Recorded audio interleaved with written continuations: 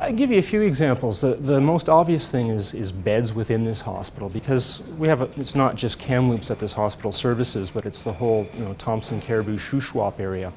And we have a high degree of trauma. We have one of the busier emergency departments in the province. Despite that, we have less than 300 beds in this hospital and limited access to the operating rooms. So those are the practical day-to-day challenges. I can give you an example that was in my practice. Sometimes when a patient has a brain tumor, I'll do the operation with the patient awake, a procedure called an awake craniotomy, in order to map out where the eloquent or important areas of the brain are so I don't injure them while taking out the tumor. And usually there's a piece of equipment that allows us to stimulate the brain with low electrical currents, and we can see whether it affects someone's speech or movement.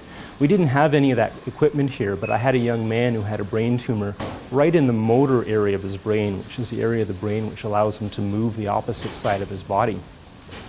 So what I ended up doing was going to the pet store and grabbing a little dog squeezy toy, and I put it in his opposite hand, and I just had him squeeze that during the course of the operation. As long as I heard that noise, I knew that I hadn't done any permanent damage to the motor area of the brain. It was still a little bit challenging and a little bit scary, because if I stopped hearing that noise, it meant that I may have done some damage, and it may have been irreversible damage, whereas if we had the equipment that I was used to having, then we could map out where the motor areas of the brain are ahead of time and know to avoid them. Thankfully, through the hospital, I was able to have the hospital procure this piece of equipment, and it's arrived last week, and hopefully we'll be able to use it in the next few weeks.